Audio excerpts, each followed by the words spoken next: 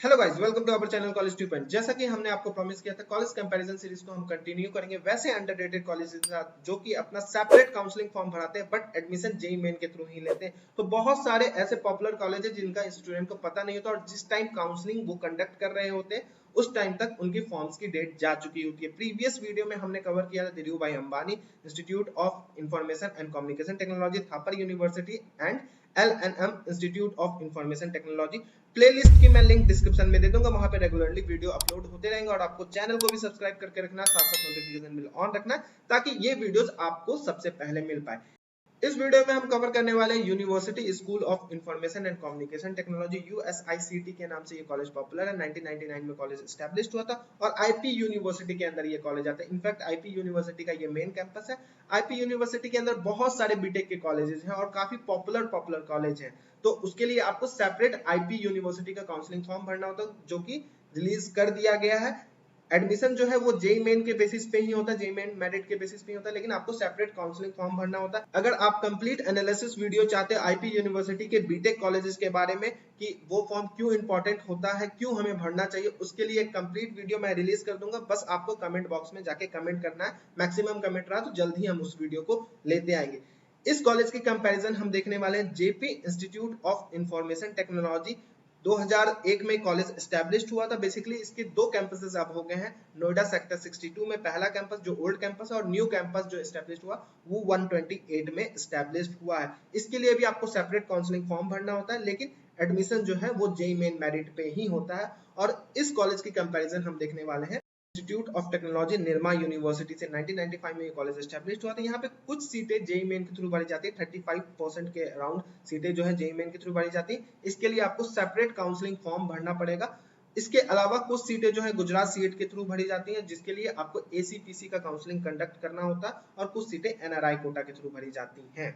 NRF ranking 2020 की बात करें तो यूएसआईटी को 86th रैंक दिया गया था। इस कॉलेज को यूएसआईटी से इंपॉर्टेंस करेंगे। जेआईआईटी को 96th रैंक दिया गया था और निर्मा यूनिवर्सिटी को 131 रैंक दिया गया था। इंजीनियरिंग सेक्टर में सारी चीजें इंजीनियरिंग सेक्टर को लेके ही कवर होंगी और ये रैंकिंग के बिहाफ पे हम कॉलेज सिलेक्शन करने नहीं बैठेंगे। कुछ जो इंपॉर्टेंट पैरामीटर है उनको हम इस वीडियो में कवर करेंगे ताकि आपको क्लियरली पता चल पाए कि कौन कॉलेज ज्यादा बेहतर होगा आपके लिए। अगर हम टोटल फ्रेशर इनटेक की बात करें तो अंडर ग्रेजुएट प्रोग्राम में यूएसआईटी में 180 सीट्स 2020 में इनटेक हुए थे। जेआईआईटी में 1140 सीट्स इनटेक हुए थे और निर्मा यूनिवर्सिटी में 946 सीट्स इनटेक हुए थे। वही अगर हम बात करें कितने ग्रेजुएट हो रहे थे 2020 में, उसमें से कितने प्लेस्ड हुए, तो यूएसआईटी में 157 स्टूडेंट ग्रेजुएट हो रहे थे जिसमें कि 73 स्टूडेंट जो है वो प्लेस्ड हुए। जेआईआईटी में 1033 स्टूडेंट ग्रेजुएट हो रहे थे जिसमें 793 स्टूडेंट प्लेस्ड हुए और निर्मा यूनिवर्सिटी में 930 स्टूडेंट ग्रेजुएट हो रहे थे जिसमें कि 560 स्टूडेंट प्लेस्ड हुए। तो इसके बिहाफ पे अगर हम प्लेसमेंट परसेंट की बात करें तो यूएसआईटी का प्लेसमेंट परसेंट 47% रहा, वहीं जेआईआईटी का 77% रहा और निर्मा यूनिवर्सिटी का 60% के अप्रॉक्स प्लेसमेंट परसेंट रहा। ये जो प्लेसमेंट परसेंट है ये एनआरएफ जो रॉ डेटा है कितने स्टूडेंट ग्रेजुएट हो रहे थे और कितने स्टूडेंट प्लेस्ड हुए उसके बिहाफ पे दिखाया जा रहा है। जब आप कॉलेज के ऑफिशियल वेबसाइट पे जाओगे तो वहां पे प्लेसमेंट परसेंट यहाँ से डिफर करेगा। रीजन इज वाई वहां पे एक एलिजिबिलिटी क्राइटेरिया का भी बैरिकेड लग जाता है। जैसे कि हम यूएसआईटी की बात करें तो बहुत सारे लोग जो है वो हायर स्टडीज को भी यहाँ से प्रीफर करते थे, इसलिए इसका प्लेसमेंट परसेंट थोड़ा सा नीचे चला जाता है। बट ये गवर्नमेंट कॉलेज है, ये बात याद रखना, इसकी जो डिमांड होगी कितनी भी इन दोनों कॉलेज से ज्यादा होती है। वही अगर हम मीडियन सैलरी को देखें तो पिछले 3 साल के स्टैट को यहाँ पे हम कंपेयर करेंगे तो नो डाउट तीनों साल के स्टैट में हम ये देख सकते हैं यूएसआईटी का अपर हैंड रहा। 2020 में 6 लाख का मीडियन सैलरी पैकेज यहाँ से रहा था। वहीं अगर हम जेपी की बात करें तो 5 लाख का और निर्मा यूनिवर्सिटी 5.20 लाख का। निर्मा और जेपी में आप देख सकते हो अप एंड डाउन चलता रहता है, लेकिन यूएसआईटी नो डाउट यहाँ पे क्लियरली लीड कर रहा है। तो नो डाउट मीडियन सैलरी के पैकेज से हम यूएसआईटी को पहला प्रेफरेंस दे सकते हैं, फिर निर्मा और आप जेपी में अपने लोकेशन वाइज इन दोनों में आप प्रेफरेंस रख सकते हैं कि कौन से कॉलेज को हमें प्रेफर करना चाहिए। वही रिटर्न ऑन इन्वेस्टमेंट जो सबसे इंपॉर्टेंट हो जाता है, अगर उसके बिहाफ से हम देखें तो यूएसआईटी यहाँ पे भी काफी अच्छी खासे मार्जिन से लीड कर रहा है। टोटल इंस्टीट्यूट एक्सपेंडिचर की बात करें तो 2.62 लाख का यहाँ पे एक्सपेंडिचर होता है 4 साल का। इनफैक्ट ये 6 साल का भी कोर्स ऑफर करती है। इन केस अगर आप 6 साल के लिए डुअल डिग्री पे जा रहे हो तो आप 6 साल का कंटिन्यू कर सकते हो यहाँ से कोर्स। अगर आप 4 साल का करना चाह रहे हो तो 4 साल के बाद आप इस कॉलेज को लीव भी कर सकते हो। तो यहाँ पे जो यूएसआईटी का हम रिटर्न ऑन इन्वेस्टमेंट बता रहे हैं वो 4 साल के भी यहाँ पे बता रहे हैं, ताकि सेम पैरामीटर पे हम कॉलेज को कंपेयर कर सके। रिटर्न ऑन इन्वेस्टमेंट से देखें तो यूएसआईटी में 2.62 लाख आपको टोटल इंस्टीट्यूट एक्सपेंडिचर करना होगा। नो डाउट यहाँ पे हॉस्टल फीस को इंक्लूड नहीं किया जा रहा है। वहीं अगर हम मीडियन सैलरी की बात करें उसके रिटर्न में आपको 6 लाख का मीडियन सैलरी यहाँ से गया था, और टाइम टू टाइम ये इंक्रीज ही होता जाएगा। तो no doubt return on investment इस कॉलेज का काफी अच्छा है। वहीं अगर हम जेआईआईटी की बात करें तो आपको 10 लाख के अप्रॉक्स एक्सपेंड करना होगा इस कॉलेज में 4 साल में। उसके भी यहाँ पे आपको 5 लाख का पैकेज लगेगा। तो नो डाउट यहाँ पे रिटर्न ऑफ इन्वेस्टमेंट आप एवरेज तौर पे मान सकते हो।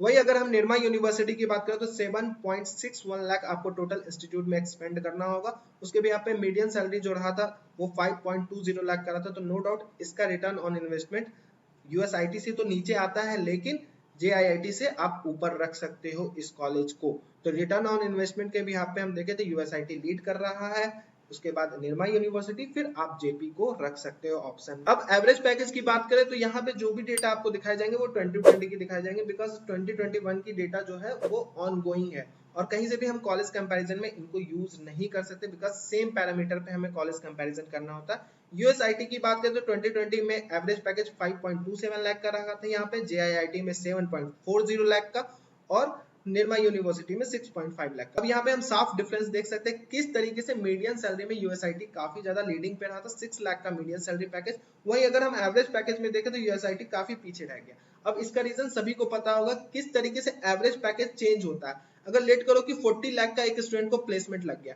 वहीं पे 4 स्टूडेंट को 5 लाख का प्लेसमेंट लगा, तो एवरेज पैकेज तो 12 लाख का हो गया कहीं ना कहीं। तो एवरेज पैकेज पे हम किसी भी कॉलेज को कभी भी सेलेक्ट नहीं कर सकते। उसके लिए हमें जो फोकस करना होगा वो मीडियन सैलरी पे ही करना होगा। जिस तरीके से अभी हम हाईएस्ट पैकेज की बात करें तो यूएसआईटी में 18 लाख का ही हाईएस्ट पैकेज गया। वहीं पे अगर हम जेआईआईटी की बात करें तो 43.17 लाख का 2020 में हाईएस्ट पैकेज रहा और निर्मा यूनिवर्सिटी का 30 लाख का रहा। तो यहाँ से जो हाईएस्ट पैकेज इतने का गया, तो कहीं ना कहीं ये सारी चीजें डिपेंड करती हैं एवरेज पैकेज में। लेकिन मीडियन सैलरी पैकेज में मैक्सिमम स्टूडेंट को 6 लाख के अप्रॉक्स का पैकेज यूएसआईटी से लगा होगा। तो नो डाउट अगर हमें कॉलेज सिलेक्शन करना है median salary versus average salary के बेसिस पे, तो हम अपर प्रेफरेंस मीडियन सैलरी को ही देंगे कॉलेज सिलेक्शन के टाइम पे।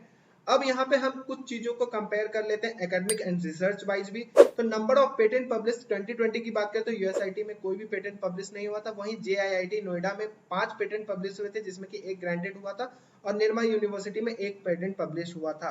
अब बात करें पिछले 3 साल में इन कॉलेजेस ने एकेडमिक एक्टिविटीज एंड रिसोर्स पे कितना इन्वेस्ट किया, तो यूएसआईटी ने 1.44 करोड़ इन्वेस्ट किया था, जेआईआईटी नोएडा ने 11.34 करोड़ और निर्मा यूनिवर्सिटी ने 14.96 करोड़ इन्वेस्ट किया था। तो नो डाउट यहाँ पे लीडिंग पे निर्मा यूनिवर्सिटी दिख रहा है हमें, जेआईआईटी सेकंड नंबर पे रख सकते हैं और यूएसआईटी को हम थर्ड नंबर पे डाल सकते हैं। अब आते हैं वीडियो के मेन पार्ट पे, क्या एक्सपेक्टेड कट ऑफ रह सकता है इन कॉलेजेस में एडमिशन लेने के लिए। डिटेल्ड अगर आप कट ऑफ देखना चाहते हो कि कैटेगरी वाइज क्या कट ऑफ रही थी या राउंड वाइज क्या कट ऑफ गई थी, या फिर आप प्लेसमेंट देखना चाहते हो कौन कौन सी कंपनीज आई थी, क्या क्या ऑफर देके गई, और detailed fee structure and seat matrix देखना चाहते हो तो कॉलेज टी पॉइंट के एप्लीकेशन को डाउनलोड कर लो। लिंक डिस्क्रिप्शन में, वहां पे सारे टॉप इंजीनियरिंग कॉलेज की इंफॉर्मेशन अवेलेबल मिल जाएगी। फिलहाल यहाँ पे हम ओवरऑल एक्सपेक्टेड कट ऑफ देख लेते हैं। कंप्यूटर साइंस इंजीनियरिंग में अगर आप एडमिशन लेना चाहते हो तो यूएसआईटी में आपको 97.5 परसेंटाइल एबव रखना पड़ेगा।